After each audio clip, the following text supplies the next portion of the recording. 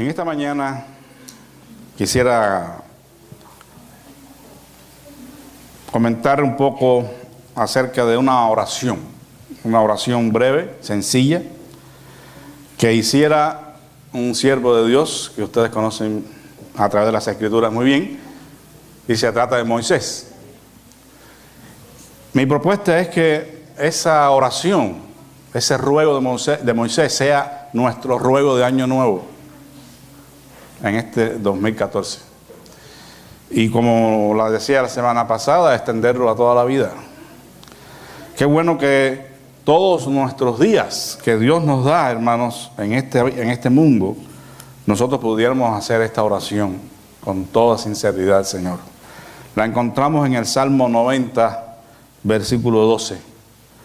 Enséñanos de tal modo a contar nuestros días que traigamos al corazón sabiduría. Enséñanos de tal modo a contar nuestros días que traigamos al corazón sabiduría. Te damos toda gloria y honra y alabanza en esta mañana, Señor. Rogamos que tu palabra pueda llegar a lo más profundo de nuestros corazones y transformarnos, Señor. Ayúdanos para pedir nuestra dosis de sabiduría cada día para vivir la vida que a ti te agrada, Señor. En el nombre de Jesús. Amén. Bien, estoy completamente seguro que todos nosotros hemos vivido grandes y fuertes emociones durante el final del año 2013 y el comienzo del año 2014. Toda esta época, desde las Navidades para acá, están cargadas de emociones, algunas tristes, otras alegres, algunas desagradables, otras agradables, y hay a veces una gama de emociones encontradas en este tiempo de fiestas. Y muchas veces esas emociones vividas, esas experiencias durante este tiempo del final de un año y el comienzo del otro, nos traen a nosotros un poco de pesadumbre en los pies para seguir adelante en la vida. Caemos en un letargo, en un adormecimiento, y eso no debemos nosotros permitirlo, hermanos. Las emociones, experiencias vividas, sean buenas o malas, durante el final del 2013 y el recién año que comienza, no deben ser para nosotros motivo de caer en la monotonía, en el letargo, en la mediocridad, dejando que pasen los días como vengan.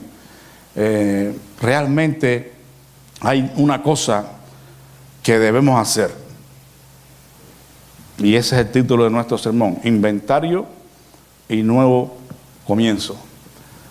Es algo que quizás no estamos acostumbrados a hacer. Quizás es la primera vez que usted oye esta palabra relacionada a la vida de uno, a los años, a los días que vivimos. Estamos acostumbrados al inventario en los centros de trabajo, ¿verdad? A ver qué es lo que falta y qué es lo que sobra, y en los asuntos de contaduría, pero no con relación a nuestra vida personal. Sin embargo, la mayordomía integral que Dios exige de todos nosotros incluye la vida, porque es que la mayordomía es el gobierno de nuestra vida, de nuestra casa, y Dios está interesado en que nosotros prestemos atención a cómo vivimos nuestra vida. Quiero decirles que no se enseña en ninguna escuela la mejor manera de vivir nuestras vidas. Yo no sé, los más, no quiero decir la palabra viejos, pero los que más han vivido aquí, si recuerdan que en sus escuelas donde han pasado, ha habido dentro del currículo alguna materia que diga cómo vivir la vida, ¿verdad? Desde antes hasta ahora, eso no se enseña en ninguna escuela, en ninguna universidad.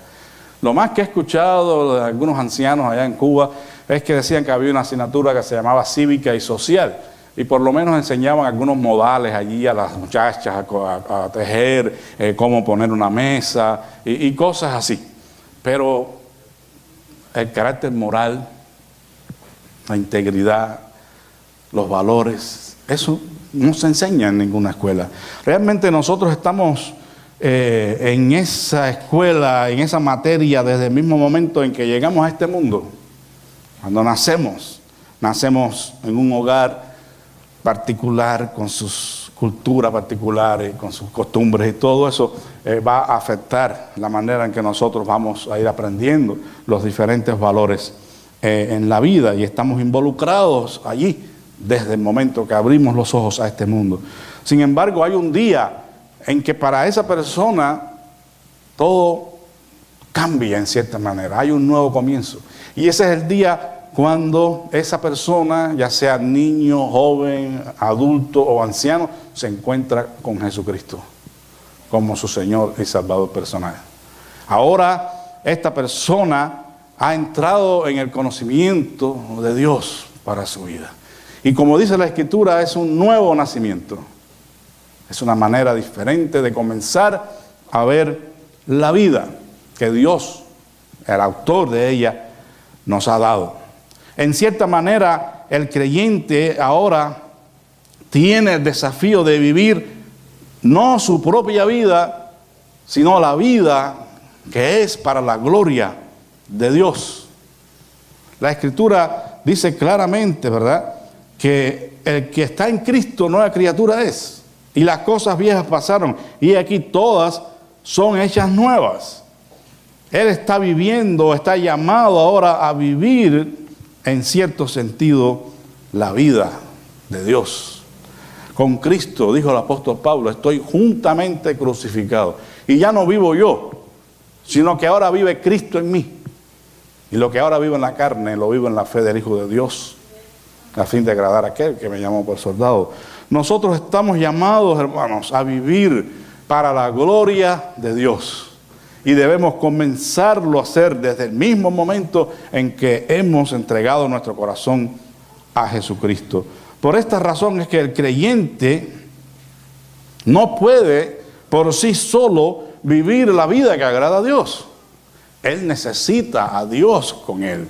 Él necesita que Dios sea su guía, que Dios sea su maestro.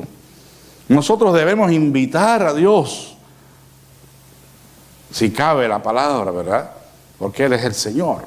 Pero Él espera de nosotros que le pidamos que nos enseñe a vivir la vida de la manera que a Él le agrada. Por eso es que este ruego, esta oración de Moisés en este salmo es interesante.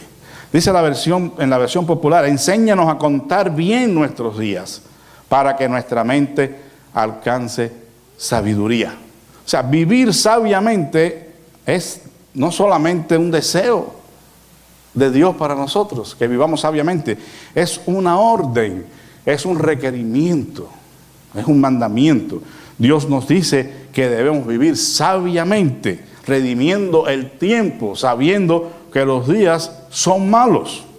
Que ya no vivamos como los gentiles, como en otro tiempo vivíamos, ajenos a la vida de Dios, en la desobediencia, en el pecado, sino que ahora vivamos la nueva vida en Cristo, esa vida que está escondida con Cristo en Dios y que debemos descubrir a través de nuestro desempeño y nuestro esfuerzo en el conocimiento de Dios a través de su palabra. Mi propuesta en esta mañana es que hagamos tres cosas que nos ayuden con este fin, con este propósito de añadir sabiduría a nuestro corazón. Y hagamos la diferencia. No es añadir conocimiento, no es añadir inteligencia, porque eso, bueno, la inteligencia la da Dios, el conocimiento se adquiere en la escuela a través de la lectura, el estudio, pero la sabiduría, además de incluir eso, incluye la manera práctica de vivir la vida. Seguir el consejo de Dios es sabiduría. El comienzo de la sabiduría es el temor a Jehová, dice la Escritura. Es el principio de la sabiduría. Es temer a Dios, es escucharle y es obedecerle. Y eso es lo que queremos nosotros cada día, como Moisés pide aquí. Enséñanos de tal modo a contar nuestros días que traigamos al corazón sabiduría. La primera cosa, hermanos, que les propongo a fin de lograr esto es que hagamos un inventario del año pasado, del 2013, ¿verdad? ¿Por qué pensar en el pasado? Dicen algunos, el pasado ya pasó, como dice la canción de José José. Pasado, pasado es. Y ya, bueno, en algunos casos eso ayuda un poco. Hay algunas cosas que hay que dejarlas allí en el pasado y no traerlas al presente porque nos destruye la vida y vivimos en una eterna amargura y frustración. Pero eso no quiere decir que el pasado no forme parte de nuestra vida, porque el pasado lo vivimos, ¿verdad? No podemos cambiar el pasado, pero lo que podemos hacer y debemos hacer del año pasado, en este caso específicamente, es aprender de nuestras experiencias vividas, de todo lo que Dios permitió que sucediera en nuestra vida, de nuestros actos, sean buenos o sean malos.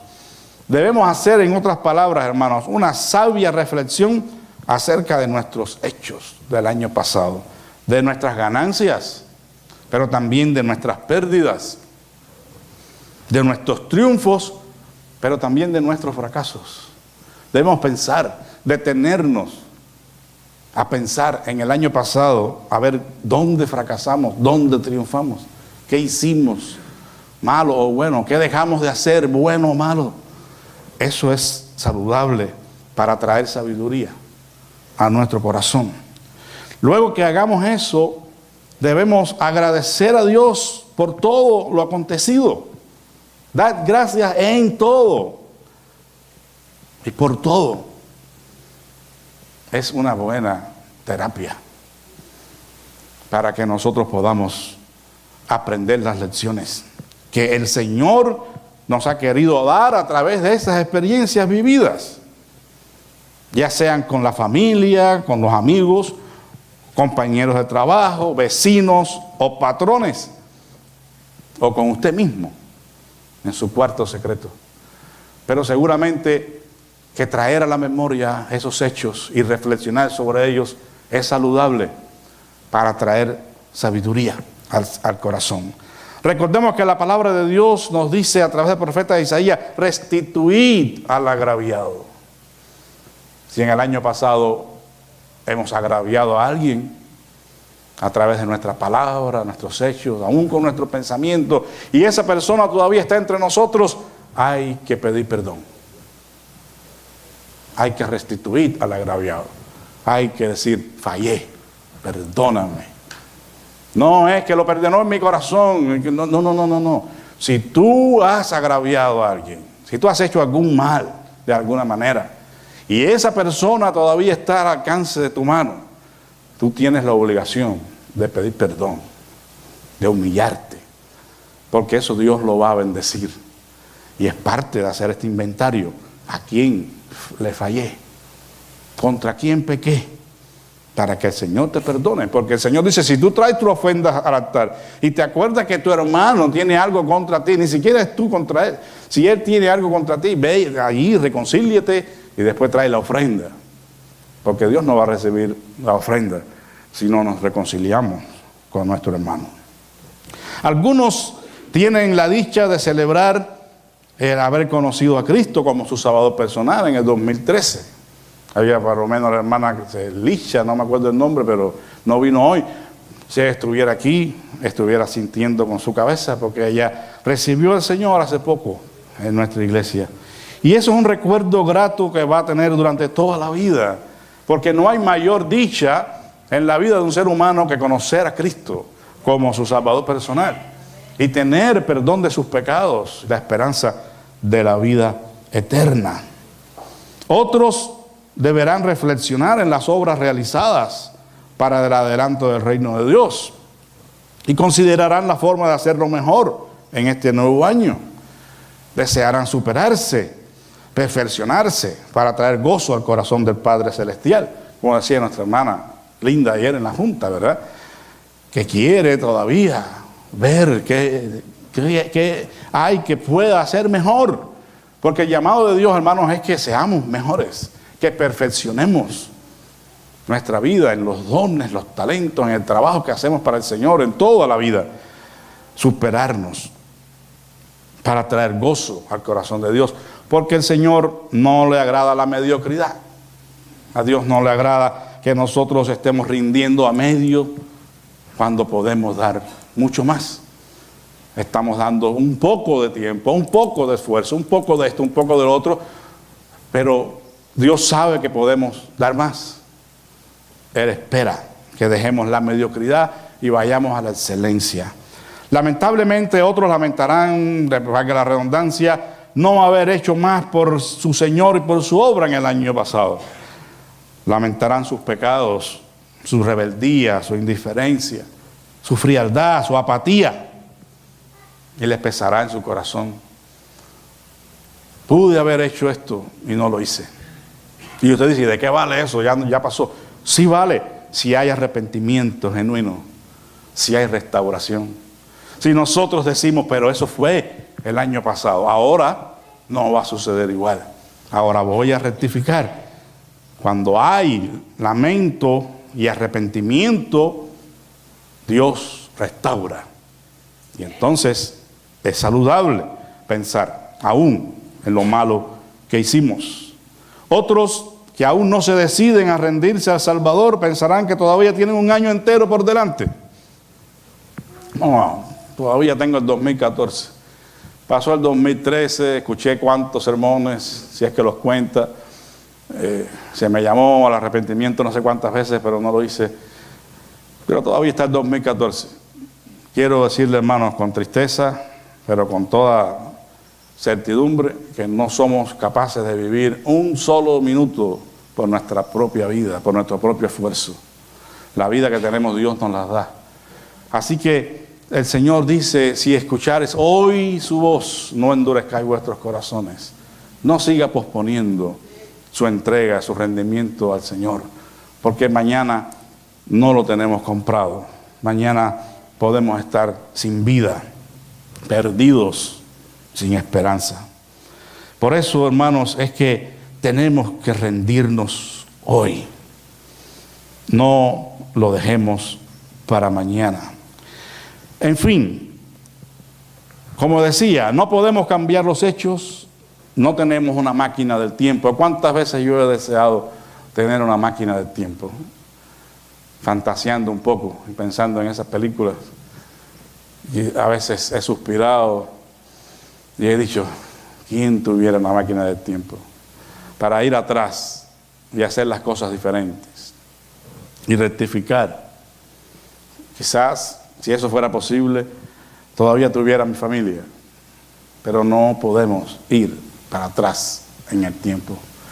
No podemos arreglar de ninguna manera esos hechos, hermanos, pero tenemos la capacidad de reflexionar, de meditar y de tratar de restaurar lo dañado. Palabras mágicas, a algunos les gustaría, ¿verdad?, que existieran palabras mágicas para cambiar las cosas. Hoy se enseña eso de una manera diferente, pero eso es lo que le están enseñando. Decláralo y confiésalo y ya lo tienes y tú verás. Pero aunque usted declare lo que declare, el pasado ya pasó. Pero sí hay algunas palabras mágicas, entre comillas, no son mágicas, pero son palabras que hacen la diferencia. Podemos pensar en, lo siento mucho, mi amor. Perdóname por mis torpezas.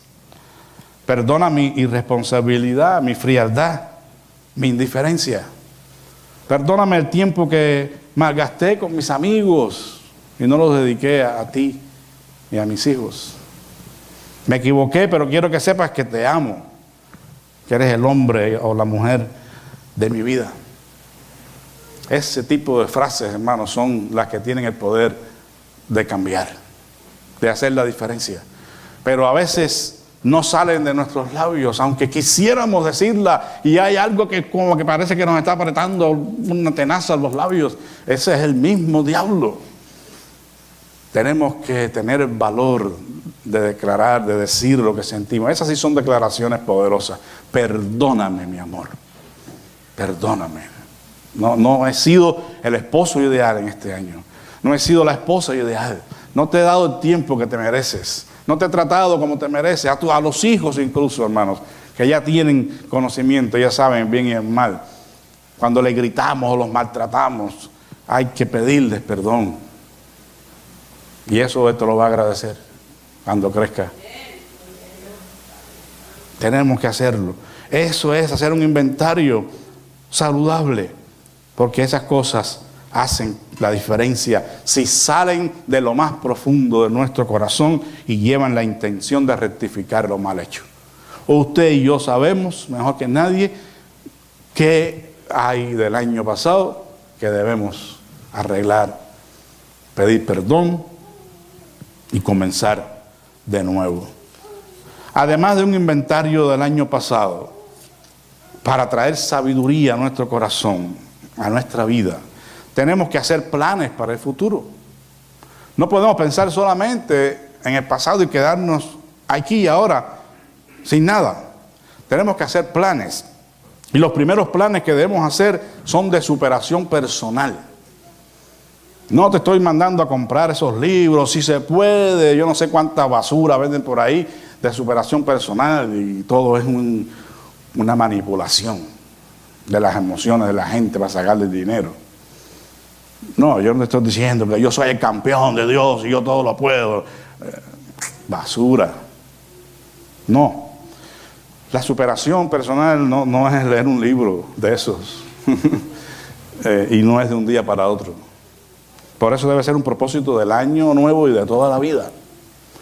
¿Qué quiero decir superación personal? Bueno, es la mayordomía, primera responsabilidad de nuestra mayordomía para con Dios. Somos nosotros mismos.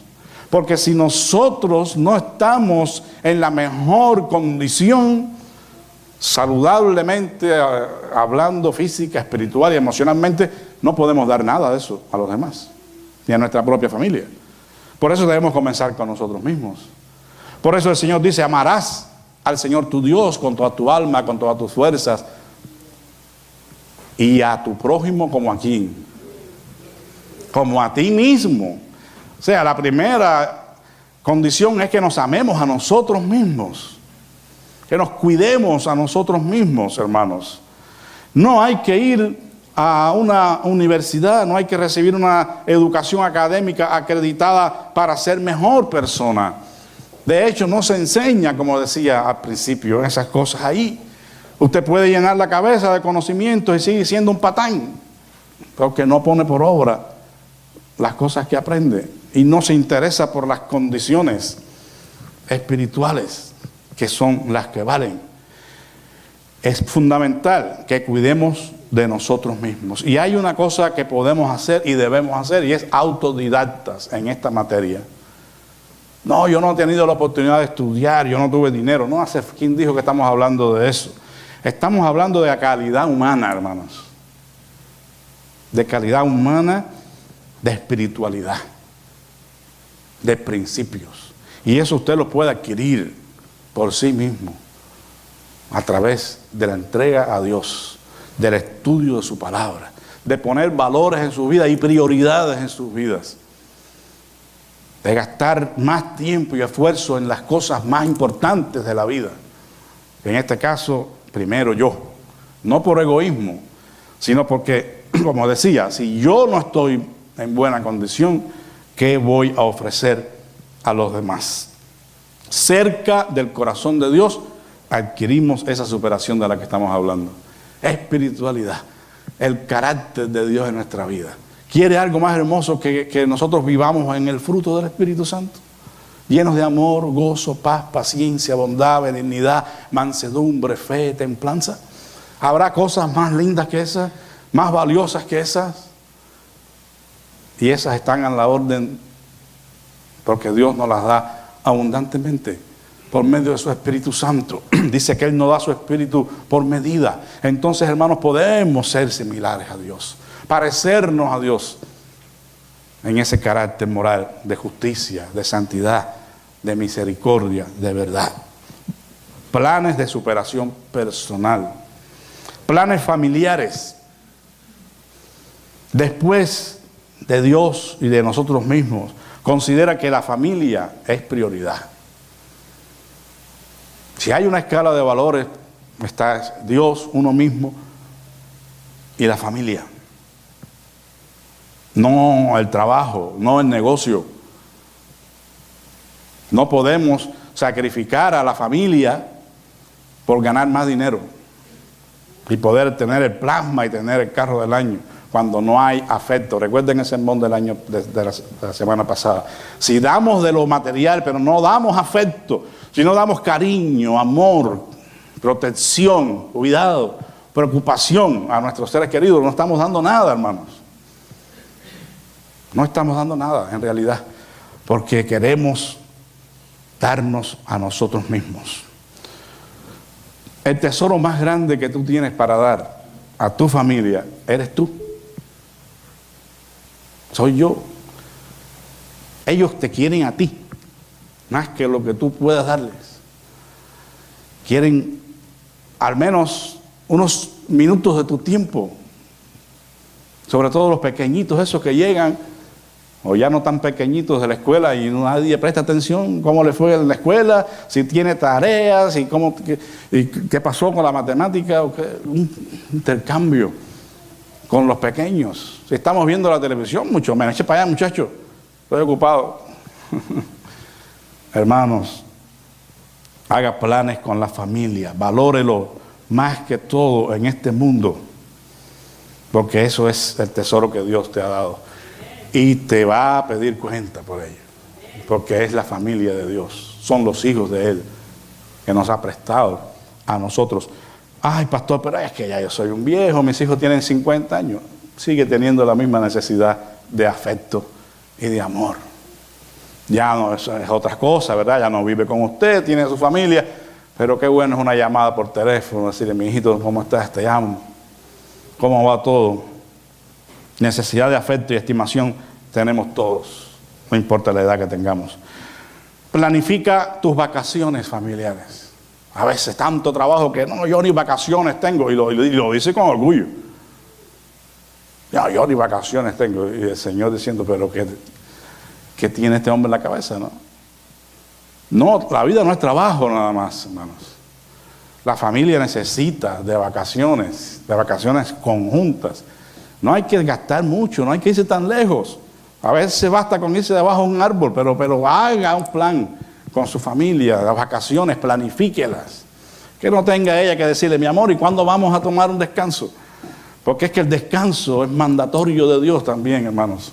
Y vivir trabajando y trabajando y trabajando y no dar afecto y no dar tiempo de recreación es un pecado. Y se va a gastar usted. Porque el descanso nos repone. Usted se da de retiro y viene con nuevas fuerzas. Deje de ganar un poco de dinero, pero gane afecto, gane calor con su familia. Recuerden, la palabra donde viene es hogar, ¿verdad? En la hoguera, los tizones, los palos, lo que sea, juntos se dan calor. Haga esos planes con la familia. Haga juntas familiares para ver cómo van las cosas en la familia. Eso puede parecer un poco raro, pero qué bueno que la familia de vez en cuando, semanalmente o quincenalmente, se reúna. Es bueno ir a ver qué quejas y sugerencias hay, ¿verdad? El papá es el que debe hacer eso, ¿verdad? ¿Y qué pasó? Si haga algo que usted hizo quizás y no se dio cuenta y le hirió a uno de sus hijos y él nunca se lo dijo, a lo mejor en la junta familiar sale, porque usted le dice con el corazón. Quiero que me digan si les he fallado. ¿Cómo va tu asunto? ¿Cómo tú vas en tu vida, tu escuela? Hermanos, es necesario hacer esas juntas familiares. Sobre todo porque cada miembro de la familia se va a sentir amado, que hay atención sobre su vida, que le importamos. Y esos son los que crecen saludablemente y son hombres y mujeres de bien en el mañana. Reciba las críticas constructivas. Abra sus corazones el uno con el otro. Si hay que pedir perdón, hágalo y comiencen de nuevo. En tercer lugar, planes de superación espiritual.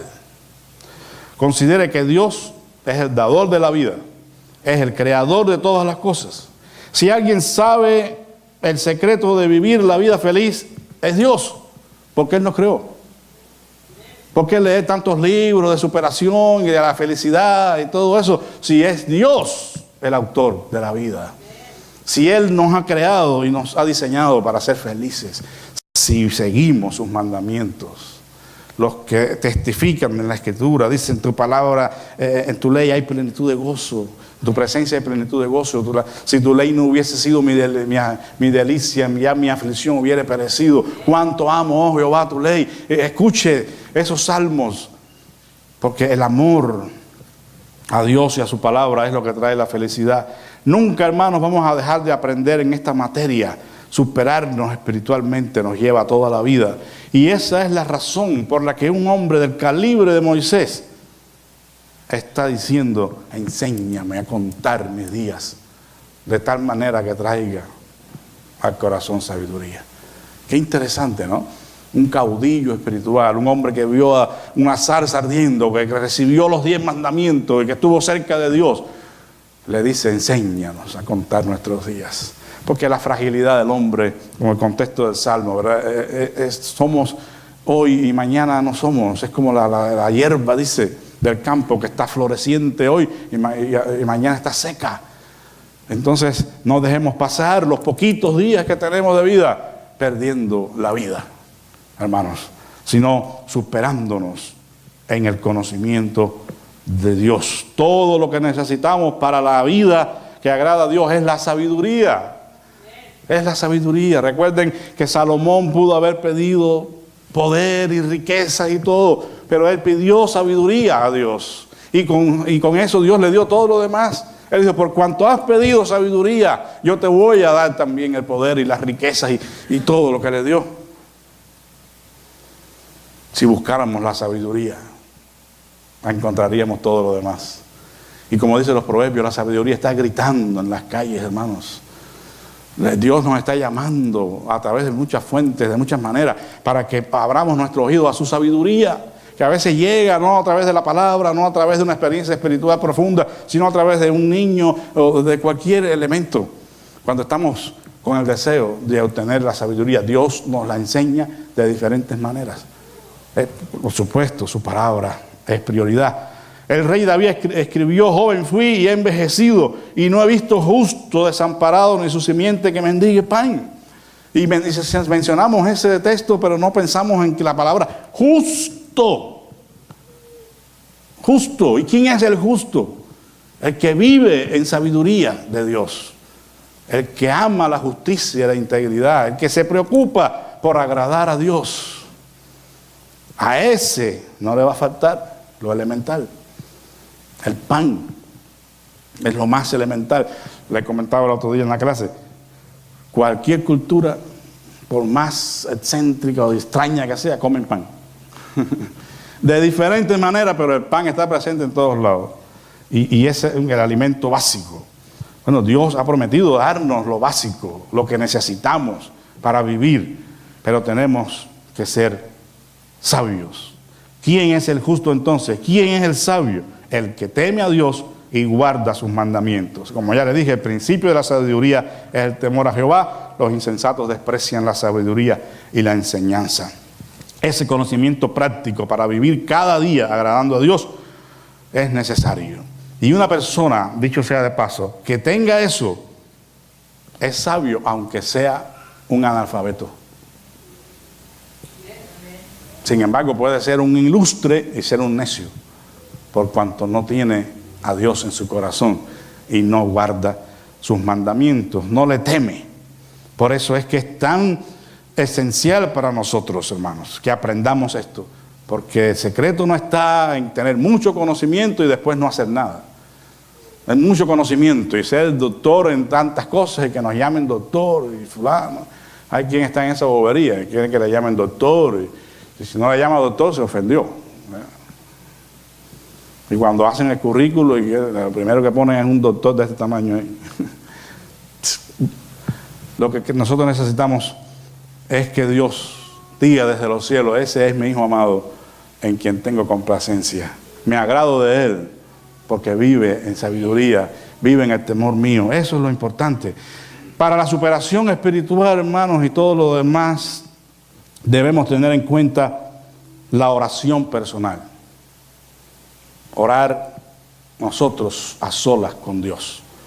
No voy a hablar mucho de eso, usted sabe lo que significa. Su tiempo con Dios, su devocional personal. Pero también la oración en familia. Como padre de familia, debe reunir la familia para orar. No tiene que ser muy largo, pero ore con su familia. Lea la palabra de Dios, estudie la palabra de Dios.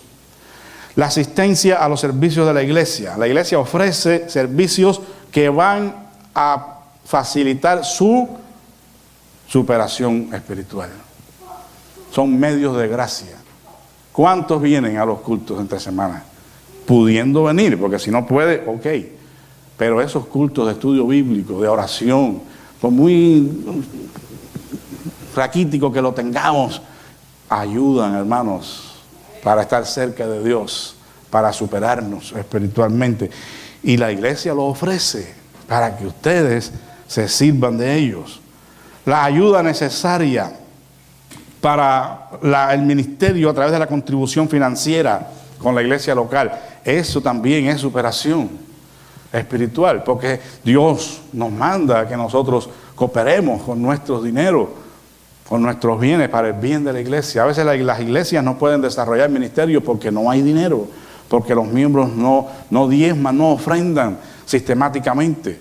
Lo hacen de vez en cuando, pero no continuamente. Dios aprecia, aunque sea el dólar, pero el dólar que llega siempre. Y eso es importante, hermanos. Nosotros, dicho sea de paso, tenemos una situación económica difícil y queremos hacer ministerio, pero no podemos. Porque no hay fondos. Pero lo va a haber, ¿verdad? Porque yo sé que Dios toca los corazones. Yo no le voy a decir, si usted no diezma, está robando a Dios. Yo no le voy a decir eso. Porque yo no lo creo, personalmente. Pero tampoco le voy a decir, dele a Dios para que Dios le dé. Tampoco. Simplemente la necesidad. Y apelar a su bondad, al amor de Dios en su corazón. Nada más. Eso debe ser más que suficiente. Los macedonios se dieron a sí mismos al Señor y con él dieron su ofrenda. Seguramente fue pobre porque estaban en una situación difícil, pasando persecuciones.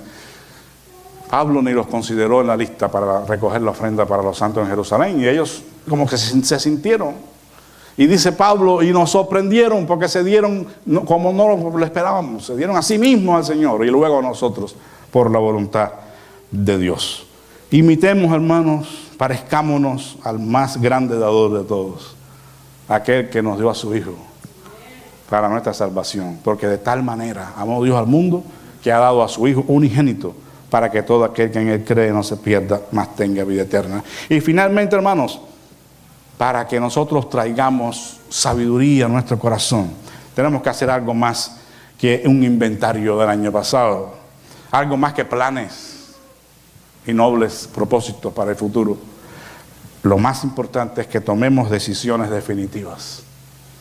Porque si después de hacer un inventario, pensar, reflexionar, llegar a conclusiones y lo tenemos todo claro y no tomamos decisiones definitivas, entonces, hermanos, no hemos hecho nada más que un buen análisis y un diagnóstico. Pero la decisión definitiva es la que va a hacer la diferencia.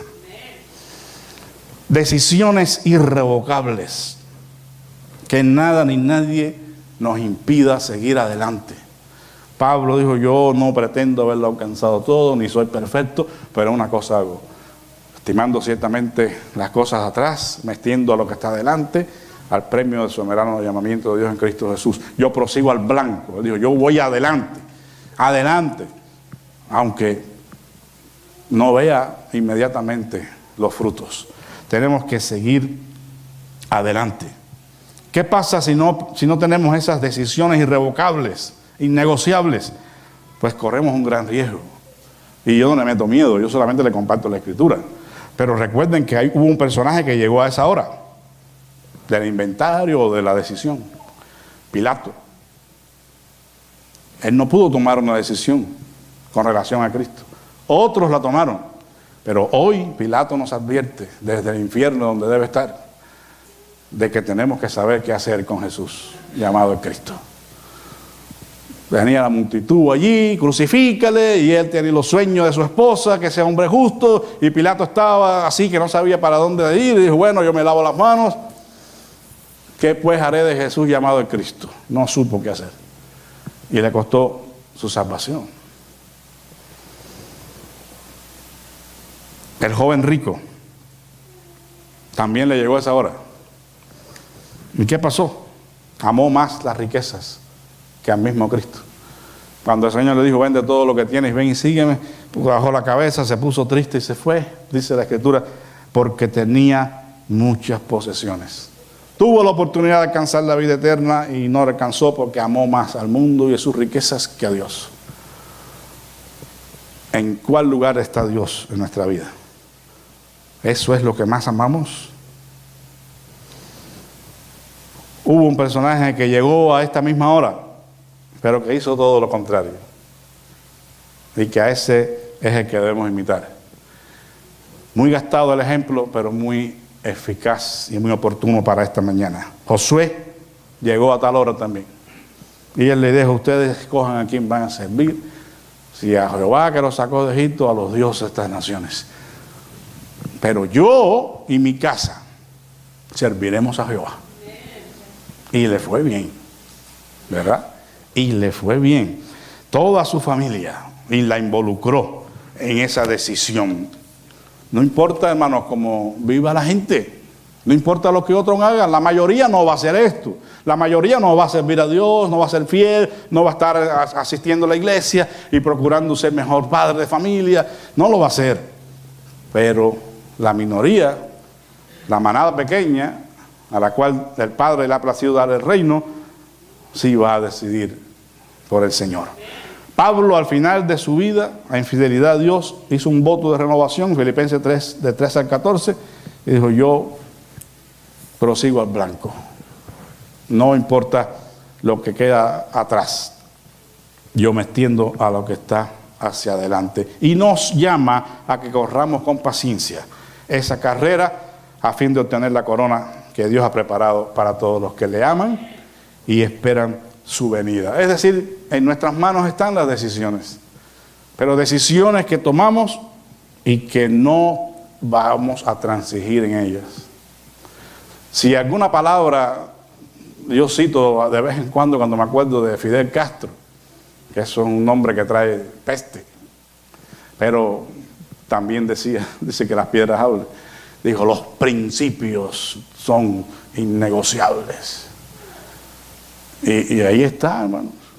La gente la han matado, lo han enterrado, y al otro de ahí salieron las fotos de viejos ahí. Pero no, los principios no se negocian. Hermanos, estas decisiones con Dios no se negocian. Tenemos que seguir adelante con fidelidad al Señor, pase lo que pase, llueve, truena o relampaguee, como decimos en Cuba. Y para atrás, ¿cómo dice el dicho? Ni para coger impulso. Aprovechemos estos testimonios, estas advertencias de estos personajes y consagrémonos a Dios. Consagrémonos a Dios en este año enteramente. Que el 2014 sea el año que marque la diferencia en su vida. Y diga, aquí, Señor, estoy completamente rendido a ti. Recuerden, hermanos, los días, los años avanzan hacia el cumplimiento de las profecías bíblicas. Lo que Dios dijo se va a cumplir. El tiempo del anticristo viene. ¿Qué estamos haciendo? Vivamos consagrados al Señor. Recuerden, las falsas doctrinas pululan por todos lados y los incautos, los que no hacen estas cosas que estamos diciendo y que solamente vienen a pasar un buen tiempo a la iglesia, están siendo engañados por esos falsos maestros. Nosotros somos candidatos.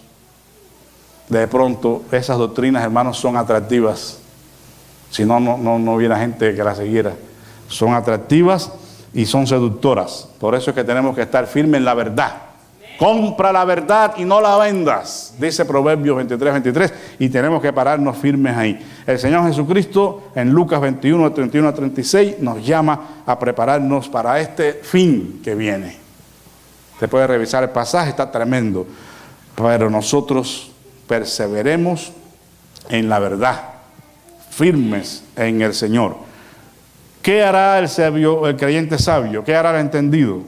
¿Qué hará el temeroso de Dios? Bueno, perseverar en ese estilo de vida que agrada a Dios. Continuar practicando la justicia, continuar santificándose para Dios. En Apocalipsis 22:11, el que es injusto sea injusto todavía, el que es santo santifíquese todavía, el que hace justicia haga justicia todavía. Persistamos nosotros, si ellos persisten en el mal, persistamos nosotros en el bien, para que la bendición de Dios esté con nosotros. Seamos cristianos rebeldes, como en Romanos 12:1 dice, no se conformen a este siglo, sino transformados por medio de la renovación de vuestro entendimiento, para que comprobéis cuál sea la buena voluntad de Dios, agradable y perfecta. Pero hay que consagrarse a Dios, hay que poner la vida en el altar del amor.